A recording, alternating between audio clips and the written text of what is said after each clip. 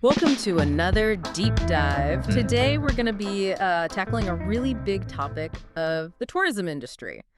And, it's something that everyone thinks they know a little something about, but trust me, there's a lot more to it. Yeah, definitely. We've got a super in-depth article here called Tourism Industry, Everything You Need to Know About Tourism. And our mission today is to pull out all the really important information, the good stuff, the insights to give all of you listening a really strong grasp of how this massive global industry works. It's going to be a journey for sure. So before we get too far, let me give you a little taste of what we're going to cover today. We're going to talk about all the different sectors involved in tourism, and believe me, there are more than you might think. 8, to be exact. 8? Yeah, that's right. Then we're going to jump into some really interesting types of tourism that you might not even have heard of, things like dark tourism, culinary tourism, really fascinating stuff. Yeah, definitely niche areas. And of course, we'll talk about all the ways that technology is changing the game, like how people are using their phones to book everything and how businesses are using tech to try and make things more efficient. Plus, we'll talk about the rise of slow tourism, which is kind of a response to all that fast-paced travel that we see so much of these days. Yeah, a return to slower pace. Okay, so let's get down to the basics here. When we say tourism, what exactly do we mean? I mean, we all have some idea, but how would you define it in a more, I don't know, official way? Well, I think the key to tourism is that it involves, people moving around, people traveling to places that are outside of their usual environment. And there's a bunch of reasons they might do this, like leisure, vacation, or social reasons like visiting friends or family, or even business purposes, traveling for work and conferences and that sort of thing. But what really sets tourism apart is that these travels are temporary. They're usually less than a year.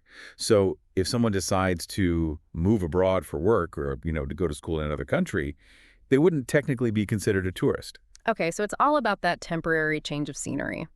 But what about those digital nomads we hear so much about these days? Those people who are traveling and working remotely, sometimes for years at a time.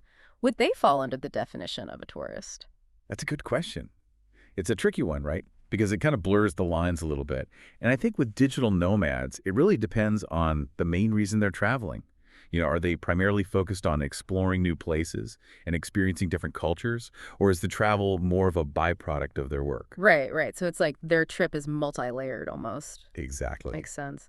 Well, speaking of things that are multi-layered, the article mentions that tourism is a multi-billion-dollar industry, which isn't that surprising. But I was curious, just how big are we talking? It's huge, and it's only getting bigger.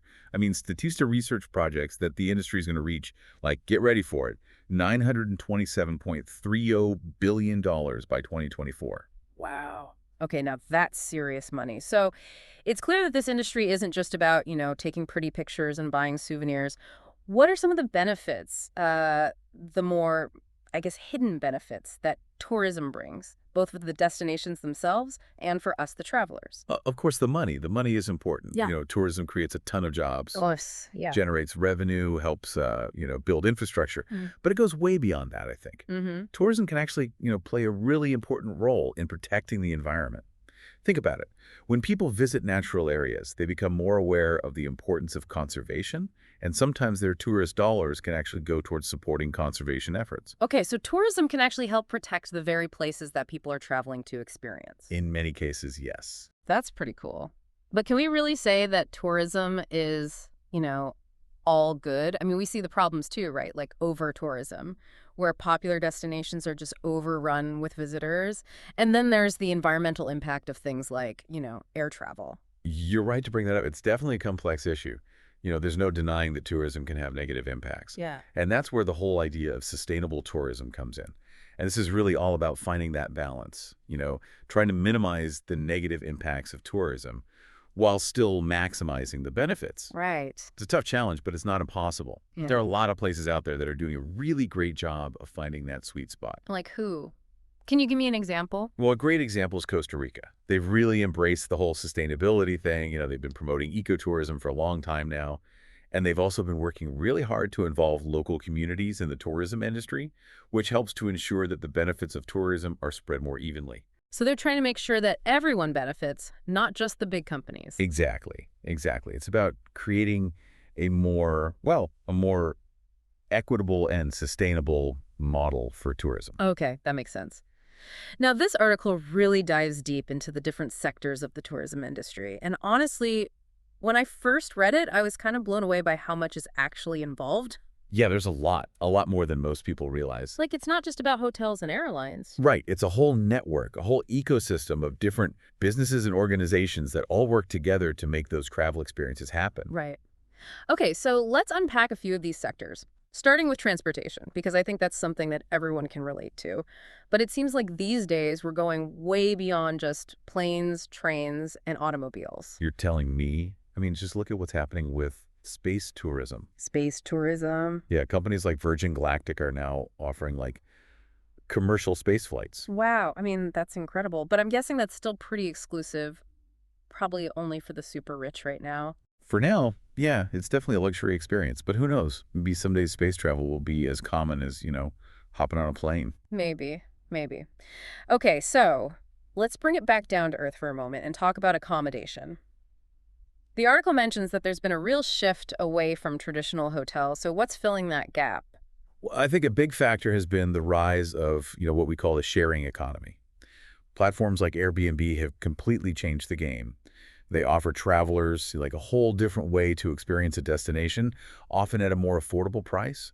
And, you can find everything from cozy apartments to like these amazing villas and even tree houses. Tree houses. Tree houses, yurts, you name it. Yeah. It's all about, providing unique and authentic experiences. Right, so it's not just about finding a place to sleep anymore. No, it's about finding a place that, really reflects your personality and your travel style. I like that. Okay, what about food and beverage? That's got to be a huge part of the travel experience for most people. Oh, absolutely. And I think, the food and beverage sector has really evolved in recent years. Yeah. It's not just about, grabbing a quick bite to eat anymore. It's about really immersing yourself in the local culinary scene, trying new things, experiencing the culture through food. So it's gone from just fuel to an actual experience. Exactly. I like it. Okay, and what about entertainment? It seems like there's this constant pressure to create bigger and better attractions to keep tourists entertained. Well, there's definitely a lot of competition out there. But I think what's interesting is that we're seeing this real move towards, more authentic and experience-based tourism. So instead of just, going to theme parks and casinos, people are looking for more meaningful interactions. They want to, connect with local communities, learn about the history and culture of a place, and have experiences that are unique and memorable. Right, so it's about more than just having fun, it's about having meaningful experiences. Okay, so we've talked about transportation, accommodation, food and beverage, and entertainment. And I'm starting to see how all of these sectors are really interconnected. Yeah, it's all part of the bigger picture. But wait, there are 4 more sectors that we haven't even touched on yet. Right, and they're just as important as ones we've already discussed. They really shed light on all the behind-the-scenes stuff that makes the tourism industry tick. Okay, well, I'm definitely intrigued to hear more. I think you'll be surprised by what we uncover. Okay, so we've talked about 4 of those 8 sectors in tourism: transportation, accommodation, food and beverage, and entertainment. Really gave us a good look at what goes on the surface. Yeah, the front-facing stuff, right? Exactly. But what about the stuff we don't usually see? Let's dig into those last 4 sectors and find out, shall we? Yeah, let's go behind the scenes, see what's really making it all tick. All right, where do we begin? Well, how about we start with what the article calls connected industries? Mm-hmm. And this is a whole bunch of different businesses, organizations, all kind of working behind the scenes to make those travel experiences smooth. Oh, okay. Interesting. Like what? Well, you've got your financial services, right? Things Mhm. like travel insurance, currency exchange, even like those mobile payment apps that are becoming more popular. Yeah, makes sense. Gotta have money to travel. Exactly. Yeah. And then you've got your travel agencies and tour operators. Yeah. They're the ones who put together those itineraries and packages, make sure everything's booked and organized. Oh, right. Yeah. And then, of course, you can't forget about the online travel agencies, OTAs they call them, like Expedia and Booking.com and all those. They've really changed the game in recent years. For sure. I mean, I remember back in the day when you had to go to a travel agent, flip through those big brochures, make a million phone calls. It's so much easier now. So much easier. Yeah. But, it's had an impact on those traditional travel agencies. Yeah. Some of them have had to adapt or even, close down. It's a competitive landscape out there. Yeah, it really is. So speaking of adapting, what about those tourism organizations? Are they still relevant in this age of online booking and all that? Oh, yeah, they're super important. I mean, they're the ones who are really promoting destinations, coming up with tourism strategies, advocating for sustainable practices. Okay, I see. They're kind of like the bridge between the governments, the businesses, and the travelers. They're trying to make sure that tourism is a good thing for everybody involved. Yeah, that makes sense. So it's not just about bringing in tourists, it's about doing it in a way that benefits everyone. Right, exactly. Okay, moving right along to the next sector, we have education. Education, yep. And I have to admit, I was a little confused by this one at first. I mean, what does education have to do with tourism? Well, it's more connected than you may think. I mean, first of all, you've got those specialized tourism degrees and training programs. You can actually go to school to study tourism management, hospitality, all those different aspects of the industry. Oh, really? Yeah, it's a whole field of study. And then, you've also got research institutions that are studying tourism trends, looking at the impacts of tourism, trying to figure out how to make it Right. more sustainable. So it's not just about learning how to, like, be a tour guide or work at a hotel. No, no, it's much broader than that. It's about understanding the industry as a whole, the economics, the social impacts, the environmental impacts. Okay, that's interesting. So there's actually a whole academic side to tourism. For sure, for sure. It's a complex field. All right, we have two more sectors to cover. What's up next? Well, the next one is one that we've already touched on a little bit, but it's so important that it deserves its own sector, and that is sustainable tourism. Sustainable tourism. Yeah, we talked about that with Costa Rica, how they're, really trying to do tourism in a way that doesn't harm the environment or the local communities. Yeah, they're a great example, Hmm. but they're not the only ones. Oh, really? Who else is doing a good job with this? Well, Bhutan's another one. They have this whole thing about gross national happiness where they prioritize well-being over like just purely economic growth. Gross national happiness. That sounds nice. It is. It is. And they've really incorporated that philosophy into their tourism industry.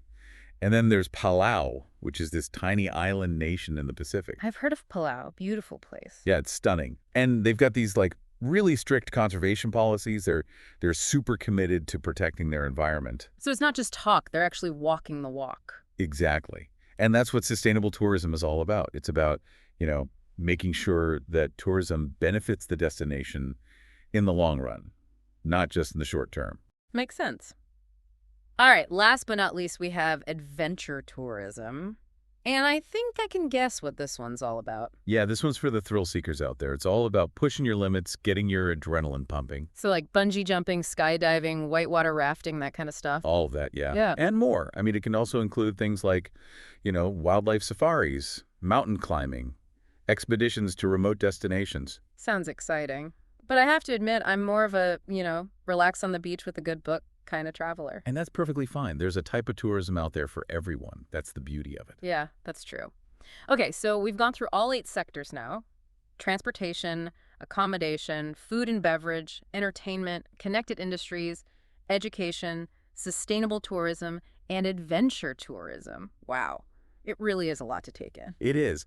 But it just goes to show how complex and interconnected this industry really is. Exactly. And speaking of interconnectedness, the article also talks about how technology is playing a bigger and bigger role in tourism these days. And honestly, part of me is a little nervous about this. I mean, are we going to end up with like robots serving us drinks on the beach? It's funny you should say that because there are actually some hotels that are already using robots for things like, room service and delivering luggage. Seriously? Yeah. But I think the bigger impact of technology is going to be, well, it's going to be less about replacing human interaction and more about making things more efficient, more streamlined, more personalized. Okay, that sounds a little less scary. Can you give me some examples of like how technology is being used to improve the tourism experience? Oh, yeah. Tons of examples. I mean, think about the way we book travel now. It used to be that you had to go through a travel agent for everything.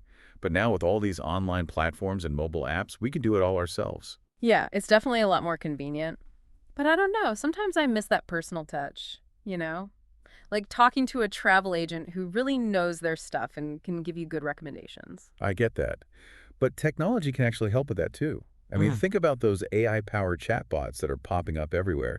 They can answer like basic questions, help you troubleshoot problems, and even offer some personalized suggestions. So it's not about replacing humans, it's about working together. Right, and I think that's the key. It's about using technology to augment the human experience, not to replace it. That makes sense. So what else is happening on the technology front? Well, one thing that's really exciting is the rise of virtual reality and augmented reality. Oh, yeah, I've heard about that. And these technologies are starting to be used in tourism to, like, give people a preview of a destination before they even get there. Yeah. So you could, like, take a virtual tour of a hotel room or, experience a hiking trail in 360 degrees. Wow, that's pretty cool. But I guess the question is, with all this data collection that's going on, are we sacrificing our privacy for convenience? Yeah, it's definitely something to be aware of. I mean, as we become more reliant on technology, it's important to think about the ethical implications and to make sure that our data is being handled responsibly. Agreed. Okay, so what about the environmental impact of all this technology? I mean, all those servers and data centers have to use a lot of energy, right? They do. And that's something that the tech industry as a whole is struggling with. But the good news is that there are ways to use technology to actually reduce the environmental impact of tourism. Really? How so? Well, for example, some hotels are using smart energy management systems to optimize their energy consumption Mm. and reduce waste. And there are apps out there that can encourage people to use more eco-friendly transportation options. Oh, interesting. So technology can actually be a force for good when it comes to sustainability. Absolutely. And I think we're going to see a lot more of that in the coming years. Well, it sounds like technology is both a challenge and an opportunity for the tourism industry. Yeah, I think that's a good way to put it. Okay, so we've talked about all the different sectors of the tourism industry. We've talked about the influence of technology.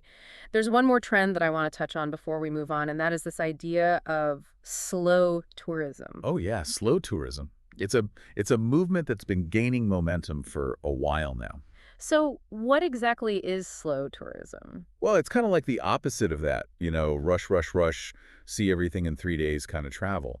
It's about slowing down, taking your time, really immersing yourself in a destination. Okay, so it's about quality over quantity. Exactly. It's about, savoring the experience, connecting with local cultures, and minimizing your environmental impact. I like that. But is it really feasible for everyone? I mean, a lot of people only have, a week or two of vacation time, and not everyone has a ton of money to spend on travel. I hear you. And I think, slow tourism doesn't necessarily mean that you have to take these super long trips. It's more about a mindset, a way of approaching travel. Oh, I see. Instead of trying to cram in as many sites as possible, you could choose to spend a few days just exploring one neighborhood, really getting to know the locals, trying the local food, that kind of thing. So it's about making conscious choices, even if you don't have a ton of time or money. Right. And I think that's something that anyone can do. Okay, so we've covered a lot of ground so far. The 8 sectors of the tourism industry, the role of technology, the rise of slow tourism. What else is there to talk about? Well, we haven't talked about the big elephant in the room, Hmm. the thing that really shook up the industry a few years back, Oh, yeah, you're talking about the pandemic. the pandemic. Yeah. It had a huge impact on tourism in ways that we're still feeling today. Yeah, for sure. And the article actually goes into some detail about that. I guess it would be good to talk about that next. Yeah, definitely. It's an important part of the story. Okay, so we can't really talk about tourism these days without talking about the COVID-19 pandemic. I mean, Yeah. this article talks about how devastating it was for the industry. Yeah, it was rough. It was really rough. I mean, remember all those border closures and travel restrictions? It pretty much brought everything to a standstill. Nobody was traveling. Nobody was spending money. Yeah, it was a really uncertain time. So how did the tourism industry adapt? I mean, how did they survive that? Well, they had to get creative. They had to, find new ways to reach travelers and to offer experiences that people felt safe participating in. So what did that look like? Well, we saw this huge surge in virtual tours and online experiences. If you can't travel in person, at least you can travel virtually, right? Yeah. Yeah, that makes sense. And I remember a lot of hotels and airlines were like really stepping up their hygiene protocols, contactless check-in and all that. Exactly. It was all about reassurance, showing travelers that they were taking safety seriously. And then destinations themselves started focusing more on domestic travel, Mm. encouraging people to explore their own backyards. Right, so it was kind of like a shift in focus. Yeah, a big shift. Okay, so the industry survived, but has the pandemic fundamentally changed the way we travel? I think it's definitely accelerated some trends that were already happening, Yeah. like the focus on sustainability and responsible travel. People are more aware now of the impact their travels have on the environment and on local communities. So we're becoming more conscious travelers. I think so. And there's also this growing desire for authenticity. you know? Hmm. People want to get off the beaten path. They want to have those unique off-the-grid You experiences. have to escape the crowd. Exactly. So I think in a way, the pandemic forced the tourism industry to kind of hit the reset button. Mm. And now we're seeing this emergence of a more thoughtful, more sustainable approach to travel. That's a silver lining for sure. Yeah. Okay, so this article also talks about um, career potential in the tourism industry. And it made me realize that, it's not just about working in a hotel or being a tour guide. There's actually a lot more to it. Yeah, there are so many different career paths in tourism. I mean, you could work in marketing, event management, sustainable tourism development. There are even jobs in hospitality technology now with all the apps and platforms and stuff. Wow, that's amazing. So many options. The article mentions tourism management jobs. Mhm. What exactly does that entail? So tourism management is all about overseeing like the planning, development, and operation of tourism businesses and destinations. So, it's kind of like being the CEO of a tourism company or even a whole region's tourism strategy. So you have to be like super organized and business savvy. Yeah, and you also have to have, a good understanding of marketing, finance, all that good stuff. Plus, you got to be passionate about travel and about, making tourism a positive force in the world. It sounds challenging, but also really rewarding. Oh, it definitely is. Mm. And the cool thing about tourism is that it's always changing. There's always something new to learn, Hmm. so it never gets boring. Okay, so we've talked about a lot in this deep dive. The different sectors of the tourism industry, technology, slow tourism, the pandemic, career opportunities. As we wrap up, what's the one thing you really want our listeners to take away from all this? I think the biggest takeaway is that, tourism is powerful. It can have a huge impact on the world, both good and bad. But at the end of the day, it's also a very personal experience. It's about connecting with other cultures, exploring new places, and broadening our horizons. Yeah, it's about, those memories we make and those experiences that stay with us long after we come home. Exactly. So, what's your advice to travelers as they, start planning their next trip? Think about the kind of impact you want to have. Think about what kind of traveler you want to be. Do your research, choose experiences that align with your values, and support businesses that are doing things the right way. Travel consciously, basically. Right. Okay, I love that message. Well, thank you so much for joining us for this deep dive into the world of tourism. It's been a really fascinating conversation. Yeah, my pleasure. And to all of you listening out there, until next time, happy travels.